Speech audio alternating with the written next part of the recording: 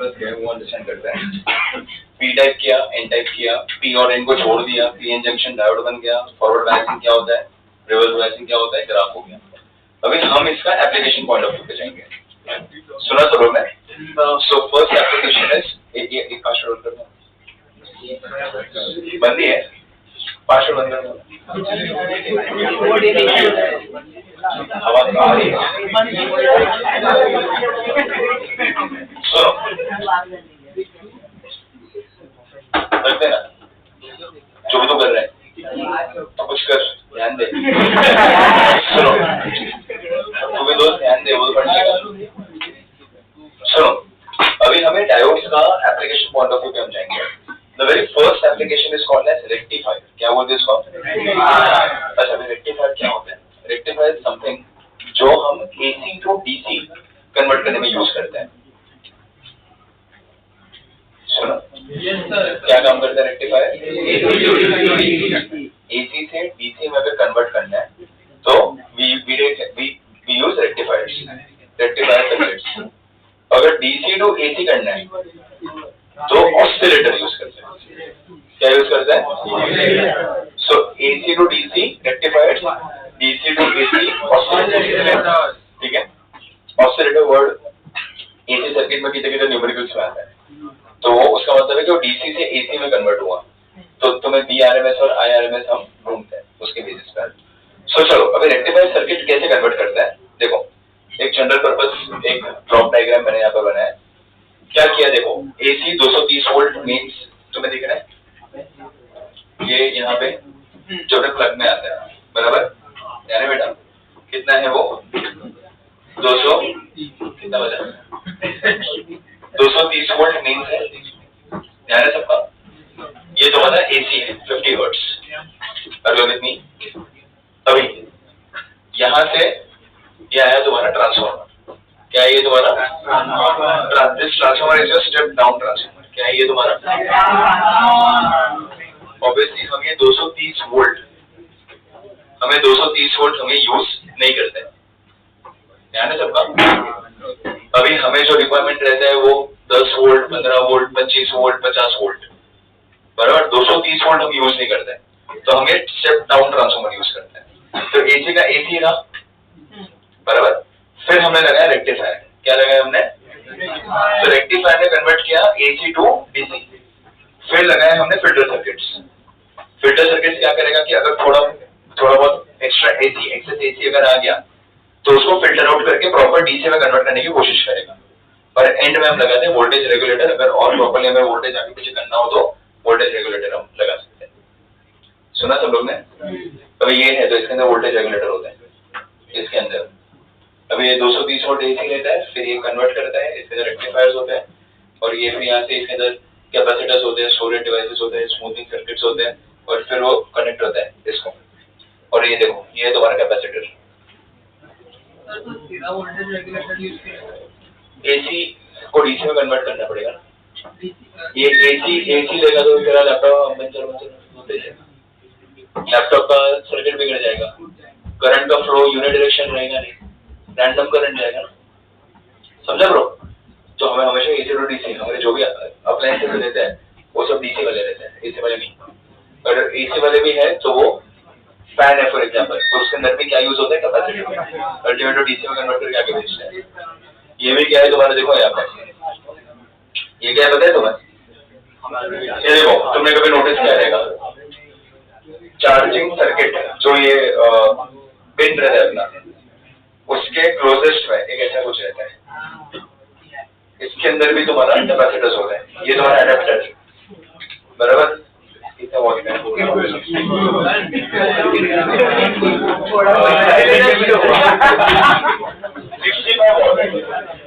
65 volt है। क्या हुआ?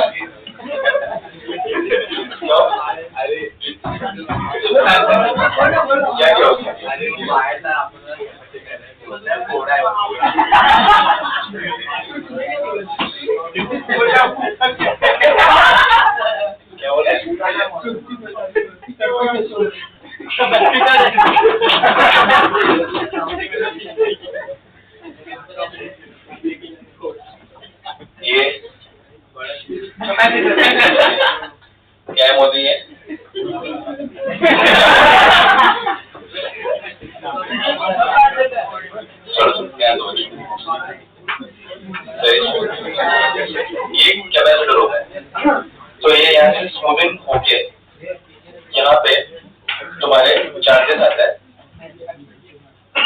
यहाँ पे करंट आता है, कैपेसिटर्स पैरासिटिक मैग्नेटिक फील्ड जो भी रहता है उसको भी अवॉइड करते हैं, प्लस जो रैंडम जो एसी अगर आगे आ गया या फिर कोई रैंडम चार्जेस आ गए तो उसको वापस स्मूथिंग इफेक्ट देके फिर ये करंट को आगे फ्लो होने देते हैं, ठीक है। और ये हमेशा तुम्हारे डिवाइस से क्लोजेस्ट रहता है, सो दैट वो डिवाइस का कुछ भी एक्सेस या फिर एक्सटर्नल मैग्नेटिक फील्ड कुछ भी आए उसको हैम्पर ना करे, करंट ज्यादा फ्लो होता है ना।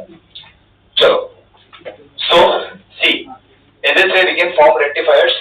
दो तरीके के रेक्टिफायर्स होते हैं, एक होता है तुम्हारा हाफ वेव रेक्टिफायर और दूसरा होता है तुम्हारा फुल वेव रेक्टिफायर। अगर विद मी, एक होता है तुम्हारा हाफ वेव रेक्टिफायर और दूसरा होता है तुम्हारा full wave rectifier. Half wave और फुल वेव रेक्टिफायर अगर मैं सोचूं तो उसकी बेसिस पे हम क्या कर सकते हैं, लेट्स अंडरस्टैंड। हाफ वेव मतलब वो हर बार तो आउटपुट नहीं देगा, ध्यान से सुनोगे दोस्त। तो पीछे क्यों गया अभी बैठे हो तो फिर प्लीज अभी काम की चीज चालू है, पहले मैं ऑन कर देता हूँ। आज तो मैं निकालू आधे घंटे के लिए, कल परसों आने नहीं तो उससे शांति से दोनों। हाँ सही, ध्यान देना है बेटा। अभी काम का कॉन्सेप्ट है very important with respect to your boards perspective, CET perspective, mains perspective, NEET perspective, because इस पे तुम्हारे थियोरेटिकल क्वेश्चंस आते हैं। बोर्ड्स में ये 3 मार्क क्वेश्चन लिखने के लिए आता है, ठीक है। Half wave rectifier, full wave rectifier, इसमें हमें थोड़ा ध्यान देना है। पर्पस एकदम सिंपल है, हम यहाँ पे यूज करते हैं स्टेप डाउन ट्रांसफार्मर और एक डायोड। ध्यान है बेटा, ध्यान है, क्या यूज करते हैं हम? स्टेप डाउन ट्रांसफार्मर और एक डायोड।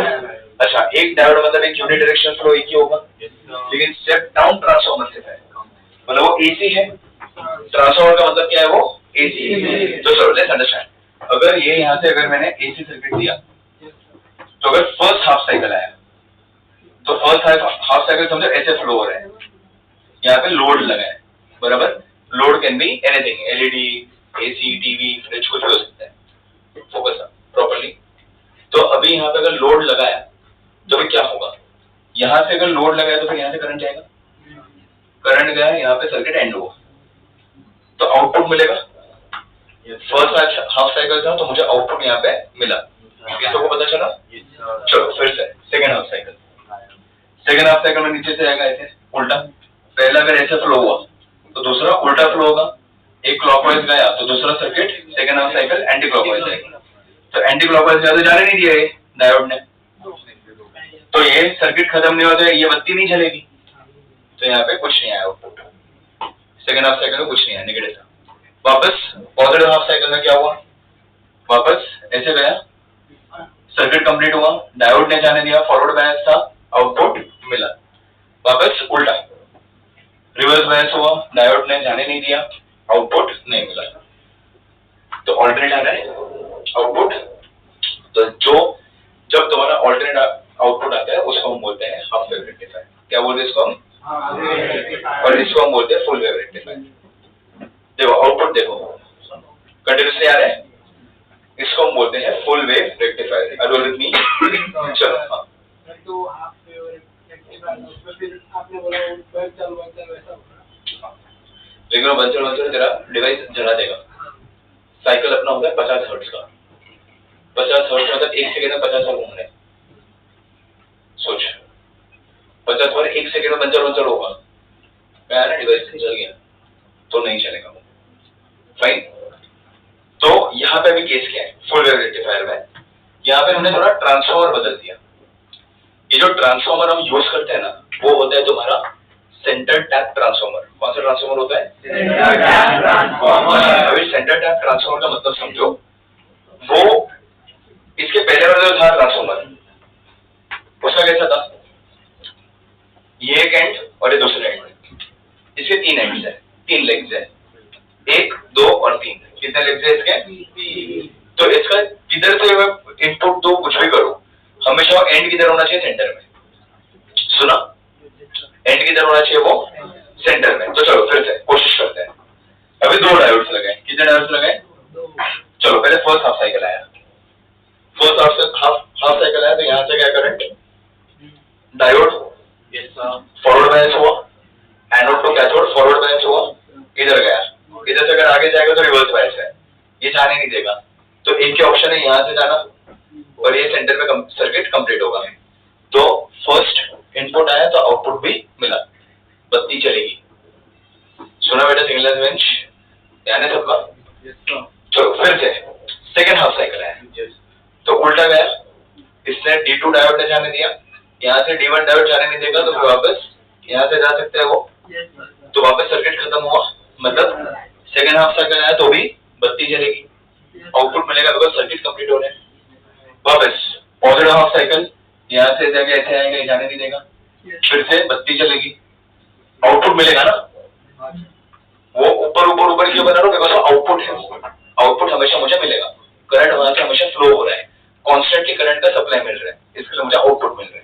सो एक बार D1 ऑन, एक बार D2 ऑन, एक बार D1 ऑन, एक बार D2 ऑन, ऐसा होते जाता है। तो इसको बोलते हैं फुल वेव रेक्टिफायर। पता चला?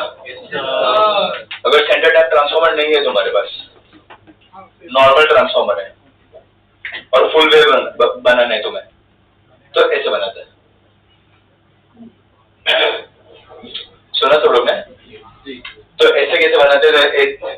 एकदम सिंपल, ये सेम सर्किट तुमने पहले भी एक बार बनाया, ऐसे टाइप का स्विचिंग सर्किट बनाया था पोटेंशियोमीटर में, सम एंड डिफरेंस मेथड, बराबर? उससे तुमने ऐसा सेम सर्किट तुमने बनाया, सेम। देखो अभी यहाँ से गया, करंट गया, ये जाने नहीं देगा, D1 ऑन होगा, ये जाने नहीं देगा, ये आगे बढ़ेगा, लोड के थ्रू गया, देखना लोड के थ्रू यहाँ से गया, यहाँ से जाने के बाद बराबर D3, ये ऑलरेडी हायर पोटेंशियल पे जाने नहीं देगा, तो बचेगा D4, D4 से जाएगा, यहाँ से उड़ी मारेगा, यहाँ से सर्किट कंप्लीट। तो फर्स्ट हाफ साइकिल में D1 D4 ऑन हुआ, आउटपुट मिला। सेकेंड हाफ साइकिल, यहाँ से गया, उड़ी मारा, यहाँ से गया, ये जाने नहीं देगा, D2 जाने देगा, D2 जाने देगा, D1 जाने नहीं देगा, ये यहाँ से जाएगा, यहाँ से जाएगा, यहाँ से जाएगा, ये D4 हायर पोटेंशियल पे यही से स्टार्ट हुआ था, तो यहाँ पे जाके यू टर्न मार देगा, बचा क्या D3 से जाएगा, सर्किट कंप्लीट करेगा। नोटिस किया करंट का डायरेक्शन देखो सेम ही है, फर्स्ट केस में भी करंट का डायरेक्शन देखो सेम ही है, और सेकंड केस में भी देखो करंट का डायरेक्शन सेम है, तो हर बार तुम्हारे लोड को करंट प्रॉपर्ली मिल रहा है सेम डायरेक्शन में। सो कोई भी हाफ साइकिल हो तुम्हें हमेशा आउटपुट मिलेगा, सेम डायरेक्शन में करंट मिलेगा। भाई मजा आया? समझ में आ रहा है? तो सेकंड केस में D2 D4 और D2 D3 ऑन है, मजा आया सबको?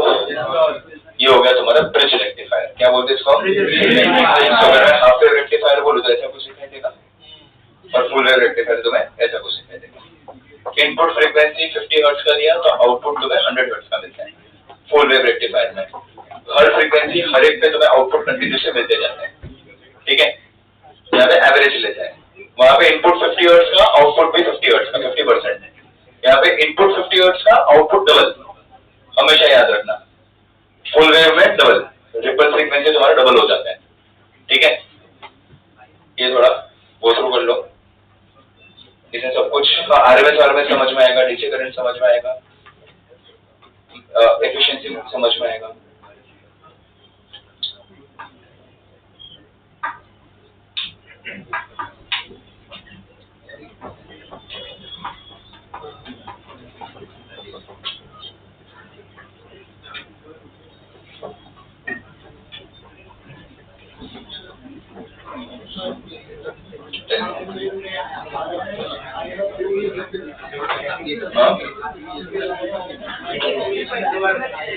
सॉफ्टवेयर में RMS में करंट ही आता है, एक ही बात अच्छा सॉफ्टवेयर में जाते नहीं, मैं तो यूज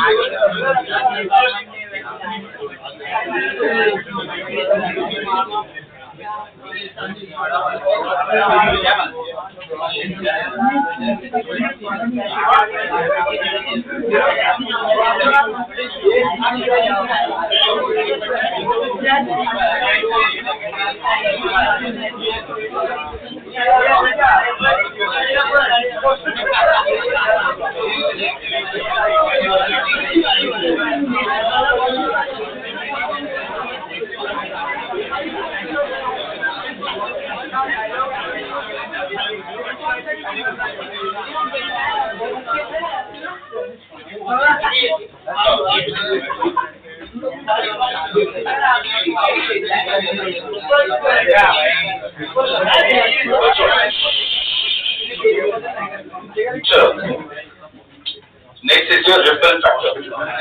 ध्यान है सबका? रेक्टिफायर प्रॉपर्ली खत्म करना है। चलो next is your ripple factor.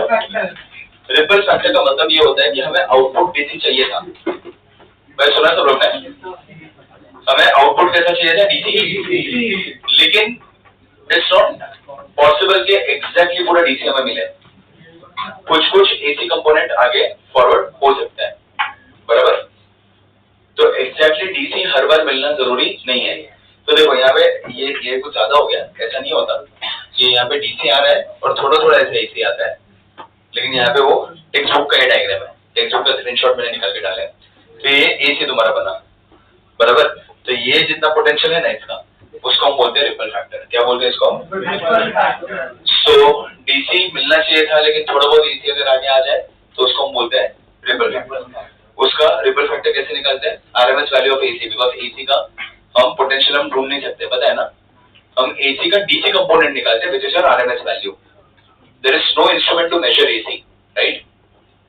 ध्यान है hero? There is no instrument to measure AC. हम एसी को कैसे मेजर करते हैं? वीआरएमएस और आईआरएमएस से, बराबर? राइट? तो वही है। So RMS value of AC to value of DC, और वो जो रेशियो आएगा उसको हम बोलते हैं रिपल फैक्टर। और वो रिपल फैक्टर को हमें अवॉइड करना होता है, बराबर मोदी? ध्यान रहेगा कि और एक टोचन देना ही पड़ेगा तुझे बेटा। मैं नेक्स्ट लेक्चर से ना मैं मेरे सीटिंग अरेंजमेंट सबका चेंज करूंगा। लास्ट सेशन हम बहुत परेशान हैं। आप जो रिपल फैक्टर आप तो यूज ही करते हैं। रिपल फैक्टर आप तो डिवाइस यूज कर रहे हो। गलत है ना वो, डिवाइस काम नहीं करेगी। वो तो डिपेंड करता है। मेरा डायोड कितने अच्छे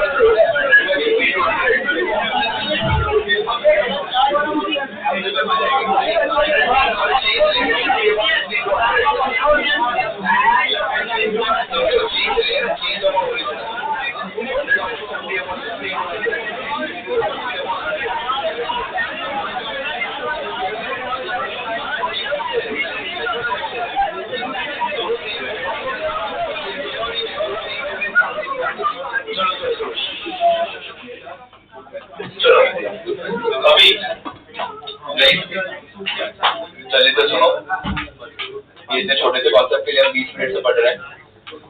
चलो ध्यान है सबका? अच्छा, अभी ये जो रिपल फैक्टर का जो हम बात कर रहे हैं इसको हमें हटाना है। तो इसको हटाने के लिए हम यूज करते हैं फिल्टर सर्किट्स। क्या यूज करते हैं? अभी ये फिल्टर सर्किट्स 3 तरीके के होते हैं। एक कैपेसिटर फिल्टर, एक एलसी फिल्टर और एक पाई फिल्टर। अभी फिल्टर सर्किट्स का मुझे एक सिंपल वे में बात बताता हूँ। चलो अच्छा, उसके पहले तुम्हारा चलो एक सवाल तुम्हारे लिए। लेट्स सी, हो गया ना आंसर? हाथ ऊपर करके इज्जत से आंसर करना। ध्यान दे, कुछ लिखना नहीं। पेन क्यों बोल रहे? मुझे एक बात बताओ, can DC flow through capacitor? Question सुनो, हाथ ऊपर करके बोलो।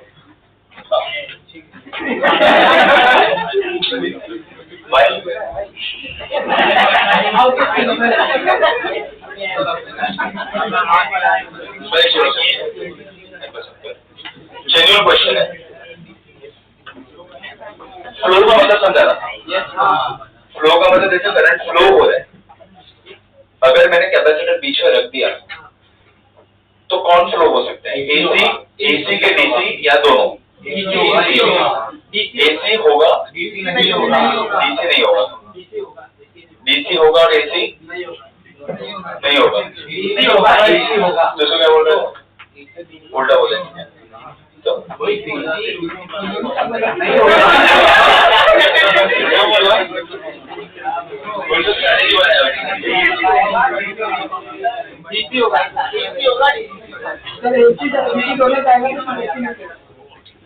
एसी फ्लो होगा और डीसी नहीं होगा।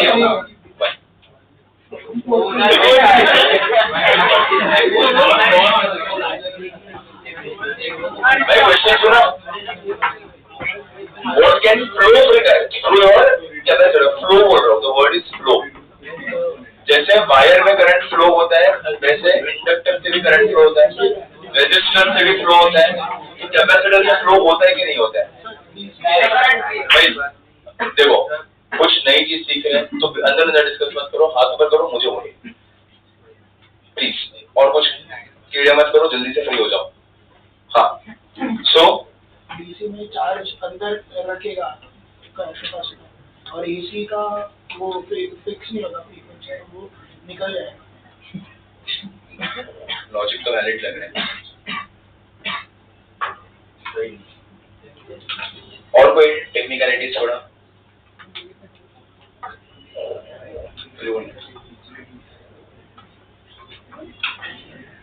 बात सही है। AC can flow through capacitor and DC cannot flow through capacitor. But why? हाँ? किससे बोला? किससे बोला अभी? जी नहीं।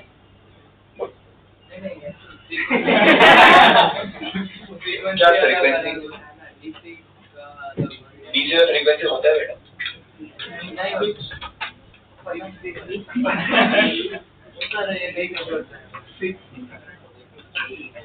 भाई लोग, तुम लोग को छोड़ना, बुक में क्या है? छोड़ना, डिस्कशन है पार्टनर।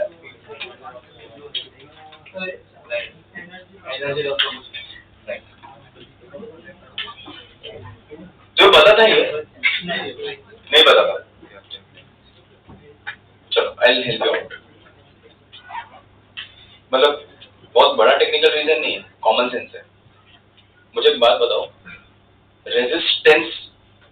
रेजिस्टर है तो opposition to the flow of current resistor करते हैं और उसको हम नाम देते हैं, क्या नाम देते हैं हम?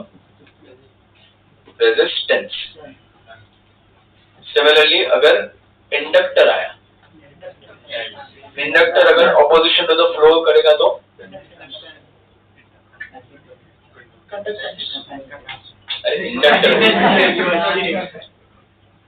इंडक्टर अगर opposition to the flow current करेगा तो क्या बोलते हैं उसको? रिएक्टेंस। क्या बोलते हैं उसको हम? Inductive reactance. क्या बोलते हैं उसको? कैपेसिटर अगर opposition to the flow of current करेगा तो क्या बोलते हैं उसको? Capacitive reactance. RLC सब लोग ऑपोजिशन टू द फ्लो एक साथ करेंगे तो इम्पीडेंस। तो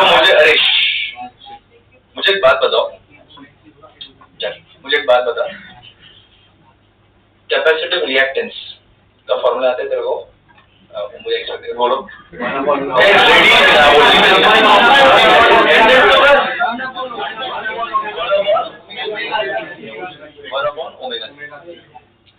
अच्छा, और ये तुम किसका फॉर्मूला बोल रहे हो? कैपेसिटिव रिएक्टेंस का मतलब होता है रेजिस्टिंग, वो रेजिस्ट कर रहा है। किसको रेजिस्ट कर रहा है? करंट। कॉमन सेंस लगाओ। 1/ओमेगा c हमने फॉर्मूला बोला। ओमेगा का मतलब होता है 2 पाई। क्या डीसी के पास फ्रीक्वेंसी होता है? डीसी सीधा जाता है ना, there is no frequency. Frequency किसके पास होता है? एसी के पास। डीसी सीधा जाता है तो frequency 0। So 1/2 pi into 0 into c, 1/0। So infinite resistance is offered to DC by capacitor. Bouncer क्या तुम्हें नहीं समझा? एक C का मतलब क्या होता है? रेजिस्टर है वो। कैपेसिटर, जो कैपेसिटर रहता है उसके रेजिस्टेंस को रिएक्टेंस बोलते हैं। तो इसका फॉर्मूला क्या है? 1/ω की वजह 1/2πfc, और DC का फ्रीक्वेंसी 0 होता है, तो 1/2πfc, तो 1/2π0 into C मतलब 1/0। 1/0 क्या होता है? इनफाइनाइट। तो XC का वैल्यू कितना है फॉर DC? इनफाइनाइट। मतलब DC को आगे जाने ही नहीं देगा। This is a core mathematical reason के कैपेसिटर से DC फ्लो नहीं होता। DC कैपेसिटर को चार्ज करता है, but AC can flow. Why? Because it has frequency. This is a core reason for it. ये इंजीनियरिंग में मेरे एक दोस्त को basic question first year first semester में पूछा था। सोचो, आंसर वो नहीं कर पाए ऑब्वियसली, चूरन दे गए, आ गया था वो। लेकिन तुम ऐसा मत करना, ठीक है? ये छोटी छोटी बातें ही मैटर करती है, right? If you want to be a good engineer तो हर कॉन्सेप्ट मैटर करता है। You should know things, every concept. वो जितने भी कॉन्सेप्ट हम पढ़ते हैं, हर कॉन्सेप्ट का एक काम होता है, हर कॉन्सेप्ट किधर किधर तो वो यूज में आता है, राइट? चलो, तो अभी एक सिंपल सी बात मैंने बोली बच्चों, सिंपल सी बात मैंने बोली, वही सिंपल सी बात यहाँ पे एप्लीकेशन बन गई। Guys, I am getting disturb. वही सिंपल सी बात यहाँ पे एप्लीकेशन बन गई। कैसे? मैंने यहाँ पे कैपेसिटर को एक लोड के पहले मैंने यहाँ पे कैपेसिटर को लगा दिया, सिंपल। तो हुआ क्या पता है? ये रिपल आया, रिपल आ रहा है, DC AC एक साथ आ रहा है। तो अगर DC यहाँ पे जाएगा तो फ्लो ही नहीं होने देगा। इनफाइनाइट रेजिस्टेंस ऑफर तो DC कौन सा पाथ लेगा? ये वाला पाथ लेगा। रेजिस्टेंस इधर ज्यादा है तो DC नहीं जाएगा। लेकिन इधर रास्ता कौन बता रहा है? AC को रास्ता मिल रहा है तो चला जाएगा AC। समझा? अलग अलग कर दिया हमने। Did you get it? चलो और बेटर तरीके से करना है तो क्या करेंगे? इंडक्टर लगा दिया, इसको ऐसे फिल्टर बोलते हैं। इंडक्टर क्या करेगा? DC को चुपचाप आगे जाने देगा। लेकिन AC में पोटेंशियल डिफरेंस, अरे पोटेंशियल और करंट के बीच में देयर इज π/2 रेडियन का डिफरेंस, पता है सबको? तो ये थोड़ा स्पीड शो करेगा, तो DC पहले निकल जाएगा, फिर AC पीछे से जा पाएगा। तो ये थोड़ा और बेटर तरीके से वो हम फिल्टर आउट कर पाएंगे, बहुत कम रिपल्स आगे जाएंगे। अगर इससे भी बेटर करना है फिल्टर तो पाई सर्किट बना देता है। क्या करते हैं हम? मतलब क्या कि पहले एक कैपेसिटर रख दिया तो AC यहाँ से फ्लो हो गया, DC AC थोड़ा DC प्लस जो थोड़ा छोटा मोटा AC बचा रहेगा वो आगे जाएगा। आगे जाएगा तो यहाँ पे AC स्लो हो जाएगा, DC फास्ट आगे निकल जाएगा, और जो AC बचा हुआ रहेगा वो ये कैपेसिटर पकड़ लेगा। So how smartly we keep on improvising things. छोटा सा concept that DC cannot flow through capacitor और यूज कर लिया हमने। कड़क ना? How was it? पावर को हम रेगुलेट करते हैं कोई भी डिवाइसेस के लिए, उसको हम बोलते हैं regulated power supply, random power नहीं। मजा है बच्चों आज के लेक्चर में। नेक्स्ट लेक्चर में what will be doing is, कल ही मेरा लेक्चर, कल हम फाइंड अप कर देंगे मेजर चीजें।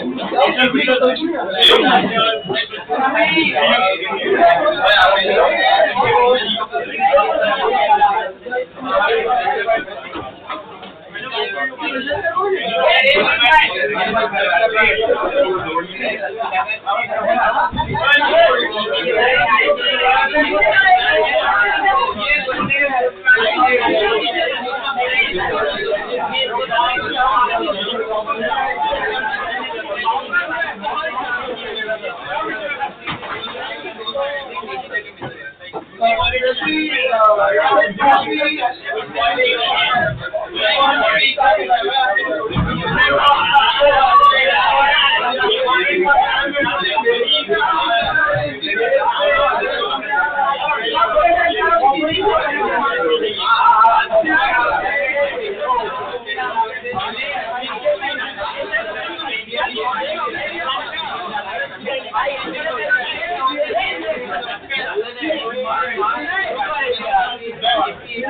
you.